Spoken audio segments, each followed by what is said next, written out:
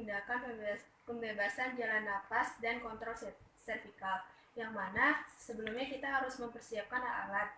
Yang pertama ada selang NTT, kemudian ada strap 50 cc, kemudian ada stetoskop, laryskopi, ada jeli, ada sungkup, BVM, kemudian ada handspoon, kemudian ada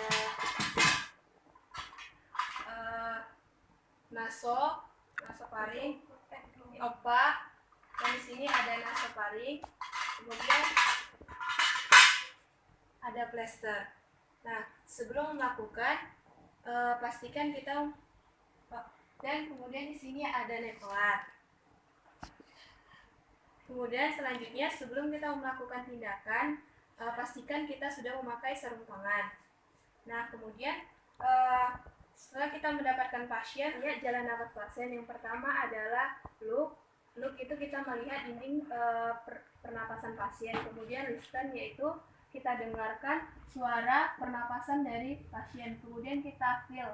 Feel ini juga mendengarkan hembus udara yang keluar dari pernapasan pasien. Selanjutnya, apakah pasien ini mengalami trauma servikal? Nah, kalau dia mengalami trauma servikal, maka kita melakukan pemasangan nekolat. Nah, biasanya ini dibantu dengan anggota tim lainnya.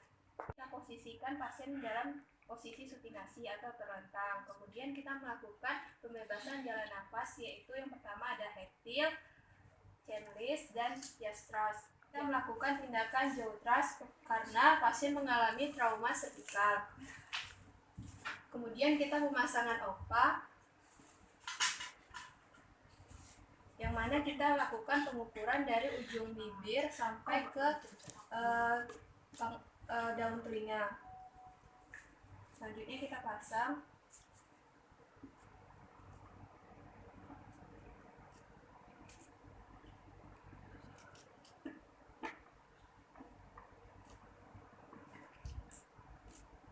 Kemudian kita melakukan BVM.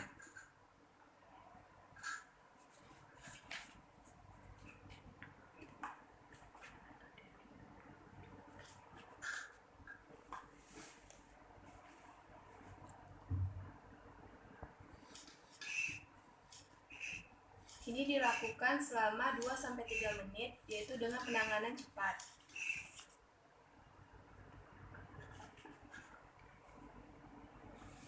Selanjutnya kita melakukan pemasangan ETT dengan pemakaian yang pertama yaitu laryngoscopy.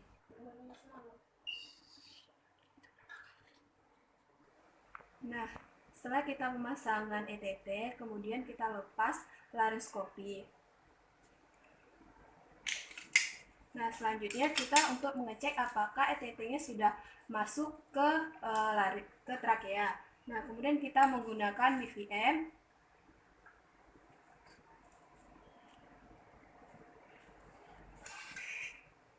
Nah, kalau kita menggunakan fantom akan terlihat paru-parunya akan mengembang dan mengempis. Selanjutnya, kalau kita menggunakan yang aslinya, kita akan terdengar suara udara.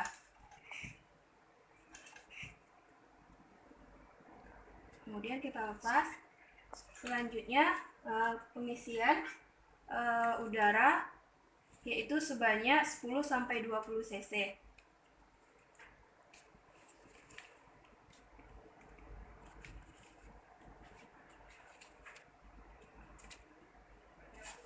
Nah, yang mana tujuannya ini agar ETT-nya ini tidak bergeser. Dan kemudian selanjutnya kita melakukan fiksasi.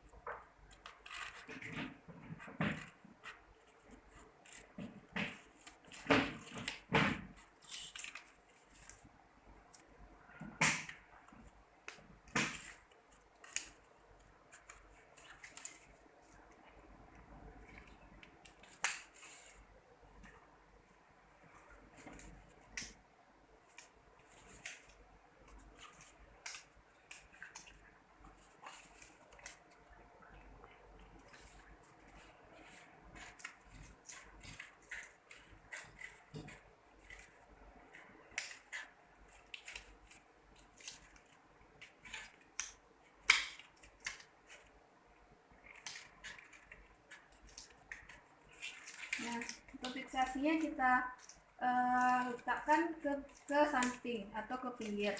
Nah, kemudian selanjutnya kita menggunakan OPA yang mana tujuannya untuk agar pangkal lidah itu tidak jatuh, dan ini juga digunakan untuk melakukan suction. Kemudian ETT ini biasanya kalau sudah dimasukkan di ruang ICU maka akan disambungkan dengan ventilator.